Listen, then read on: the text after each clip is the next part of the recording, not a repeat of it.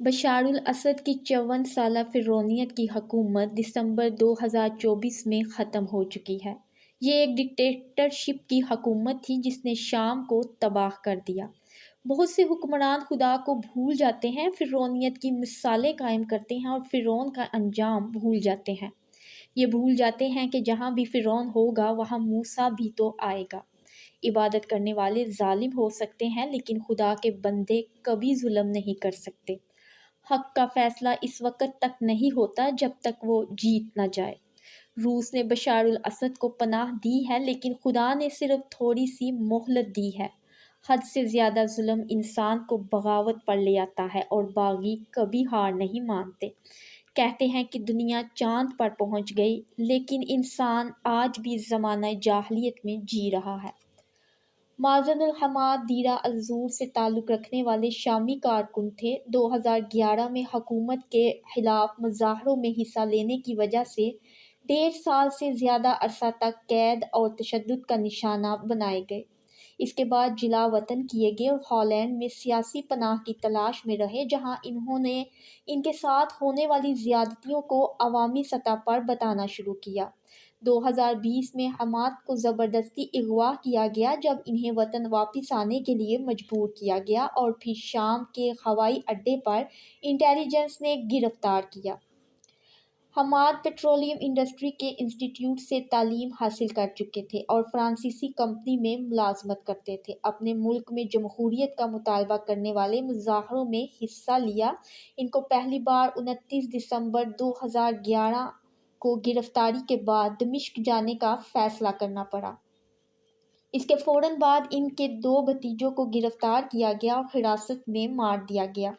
Airport کی فضائیہ کی انٹیلی جنس سروس کی برانچ میں لایا گیا۔ گرفتاری کے 2 ہفتے کے بعد انہیں 170 دیگر قیدیوں کے ساتھ ایک چھوٹے سے ہینگر میں 40 فٹ لمبا اور 20 فٹ چوڑے سیل میں رکھا گیا۔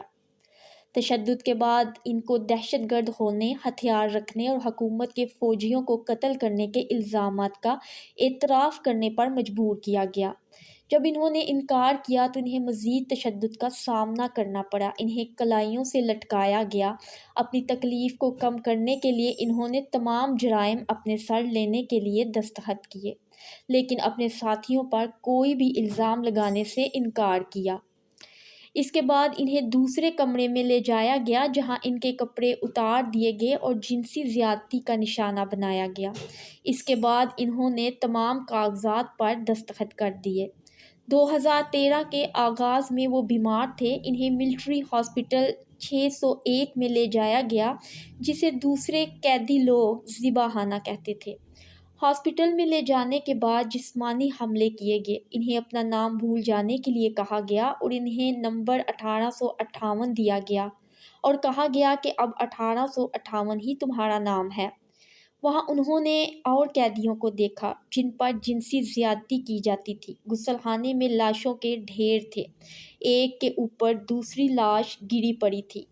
ہاسپٹل کا عملہ مریضوں کو بے دردی سے مارتا جب وہ تکلیف میں چلاتے۔ آپ نے ڈاکٹر سے درخواست کی کہ اسے واپس جیل میں ڈال دیا جائے۔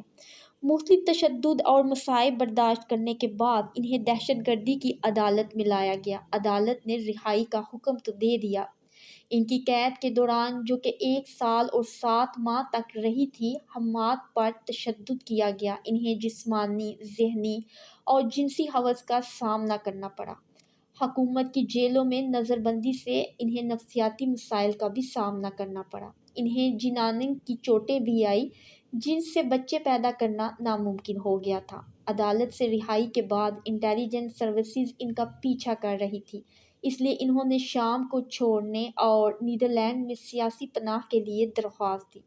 نیدرلینڈ پہنچنے کے بعد بھی ان کی وطن سے محبت میں کمی نہ آئی۔ ان کی تکلیفیں انہیں دوسروں کی تکالیف یاد دلاتیں۔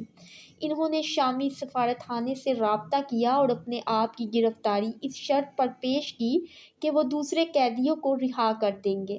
انہوں نے لکھا کہ وہ دوسروں کو بچانے کے لیے اپنے آپ کو قربان کرنے کے لیے جا رہے ہیں۔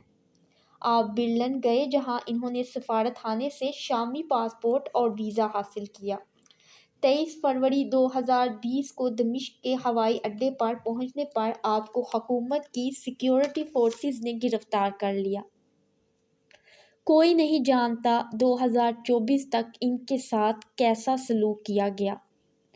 آپ کی لاش 9 دسمبر 2024 کو ملی جب فری سیرین آرمی کی اپوزیشن فورسز نے دمشق کے زوال کے دوران سڈیانہ جیل کا کنٹرول سنبھال لیا تھا۔ خیال کیا جاتا ہے کہ آپ کو ان کی لاش کی دریافت سے چند روز پہلے پھانسی دے دی گئی تھی۔ آپ پر تشدد اور مار پیٹ کے وسیع نشانات موجود تھے۔ ہم نے اپنا خون اور جان اس ملک کے لیے دی۔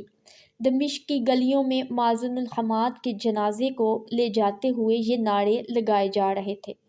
سبز، سفید اور سیاہ پرچم میں لپٹا ہوا مازن، جسے 2011 میں مظاہرین نے اپنایا تھا، جو اب اس شہر میں ہر جگہ موجود ہے۔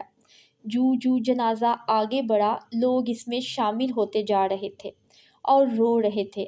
اگر آج دنیا اسد حکومت کے ظلم کے بارے میں جانتی ہے تو وہ مازن تھا، جس نے حکومت کے بارے میں کھلم کھلا بتایا۔ 2013 میں رہا ہونے کے بعد انہوں نے جو کچھ جیل میں دیکھا وہ دنیا کو بتایا۔ افشار فلم کی جانب سے غائب ہونے والی دستاویزی فلم میں انہوں نے بتایا کہ کس طرح ان کے جنسی اعضاء کو تباہ کیا گیا۔ گارڈ ان کے سینے پر بار بار چھلانگ لگاتا اور وہ ان کی پسلیوں کو توڑنے کی کوشش کرتا۔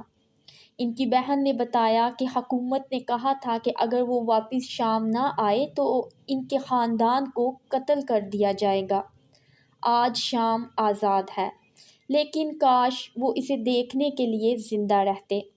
انہوں نے شام کی آزادی کے لیے جان کا نذرانہ پیش کیا۔